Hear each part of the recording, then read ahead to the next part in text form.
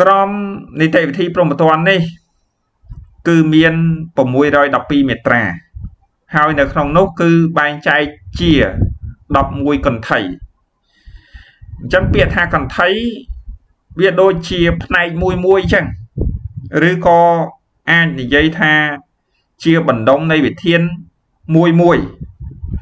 ដែលមានការចងក្រងច្រើនកន្ធីទៅបង្កើតបានជាក្រមដែលកន្ធីទី1គឺ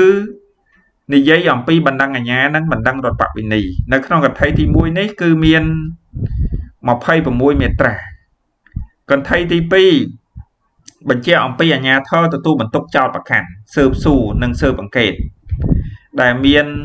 56មាត្រាកន្ធីទី3ស្ដីអំពីការស៊ើបអង្កេតមាន38មាត្រាកន្ធីទី4ស្ដីអំពីការស៊ើបសួរមាន166មាត្រាកន្ធីទី5ស្ដីអំពីសាលក្រមមាន130មាត្រាកន្ធីទី6ស្ដីអំពីតុលាការកំពូលមាន39មាត្រាកន្ធីទី7ដែលការកោះហៅបញ្ជូនទៅជំនុំរះផ្ទាល់ដែលការកោះហៅនិងដែលការជូនដំណឹងដែលមានសរុប40មាត្រាកន្ធីទី8នីតិវិធីប្រតិបត្តិមាន59មាត្រាកន្ធីទី9នីតិវិធីដោយឡែកមាន52មាត្រាកន្ធីទី10អន្តរបញ្ញត្តិមាន4មាត្រានិងកន្ធីទី11ដែលជាកន្ធីចុងក្រោយគឺអវសានបញ្ញត្តិមានតែ2មាត្រាទេនៅក្នុងក្រមនីតិវិធីព្រហ្មទណ្ឌនេះកន្ធីចុងក្រោយស្ដីអំពីអវសានបញ្ញត្តិមាន2មាត្រាដែលក្នុងនោះមាត្រា612ជាមាត្រាដែលកំណត់អំពីការចូលជាធរមាននៃក្រមនីតិវិធីព្រហ្មទណ្ឌការចូលជាធរមាននៃក្រមនីតិវិធីព្រហ្មទណ្ឌនេះនាំឲ្យក្រមនីតិវិធីព្រហ្មទណ្ឌកើតមានអានុភាពអនុវត្តអញ្ចឹងនៅក្នុងមាត្រា612នេះការអនុវត្តក្រមនីតិវិធីព្រហ្មទណ្ឌគឺបានបញ្ជាក់ថាត្រូវអនុវត្តភ្លាមចំពោះកិច្ចនីតិវិធីក្រោយក្រមនេះចូលជាធរមានន័យយ៉ាងម៉េចមានន័យថាក្រមនីតិវិធីព្រហ្មទណ្ឌនេះបន្ទាប់ពីចូលជាធរមាននីតិវិធីដែលមានក្រោយក្រមហ្នឹងត្រូវតែអនុវត្តអញ្ចឹងមានន័យថានីតិវិធីដែលដើមមុនគឺអត់យកក្រមហ្នឹងទៅអនុវត្តទេអនុវត្តលុះត្រាតែនីតិវិធីដែលកើតមានក្រោយក្រមទើប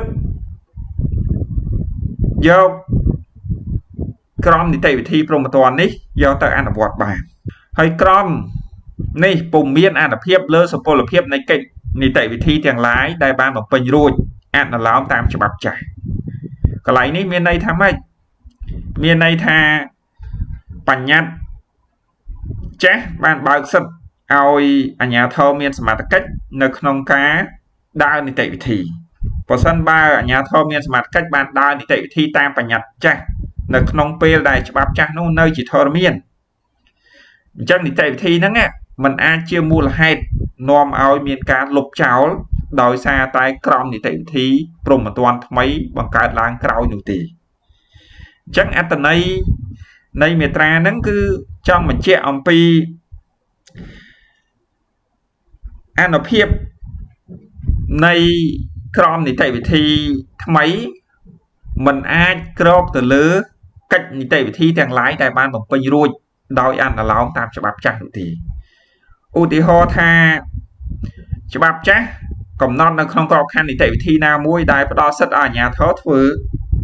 ប៉ុន្តែច្បាប់ថ្មីដែលជាក្រមនីតិវិធីថ្មីมันបានកំណត់អំពីសិទ្ធិនៅត្រង់ចំណុចហ្នឹងអញ្ចឹង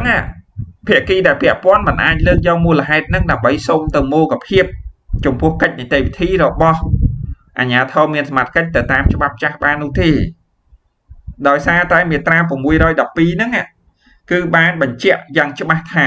ពុំមានអនុភាពទៅលើកិច្ចនីតិវិធីដែលអាជ្ញាធរមានសមត្ថកិច្ចបានធ្វើអនុលោមទៅតាមច្បាប់ចាស់នោះទេកន្លែងហ្នឹង គឺជាចំណុចដែលពាក់ព័ន្ធជាមួយនឹងការកំណត់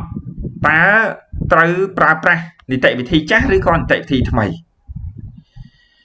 កន្លែងនេះមានន័យថាអ្វីដែលបានធ្វើកន្លងហួសហើយគឺនៅតែប្រើប្រាស់ដោយមិនឲ្យមានបញ្ហាទេមានន័យថាมันអាចដាក់ទណ្ឌកម្មទៅលើអាជ្ញាធរមានសមត្ថកិច្ចដោយបញ្ជាក់ថាអាជ្ញាធរធ្វើហ្នឹងគឺខុសគឺมันអាចទេដោយសារពេលដែលធ្វើនោះគឺស្របទៅតាមនីតិវិធីចាស់ហើយនៅក្នុងអំឡុងពេលដែលនីតិវិធីចាស់ហ្នឹងវានៅមានអនុភាពអនុវត្តទោះបីជាក្រោយមកមាននីតិវិធីថ្មីក៏ដោយក៏នីតិវិធីថ្មីហ្នឹងมันអាចមានអនុភាពប្រតិសកម្មដោយទៅលុបចោលសកម្មភាពនៅក្នុងក្របខ័ណ្ឌកិច្ចមានន័យថាជាសកម្មភាពនៃនីតិវិធីចាស់នោះទេ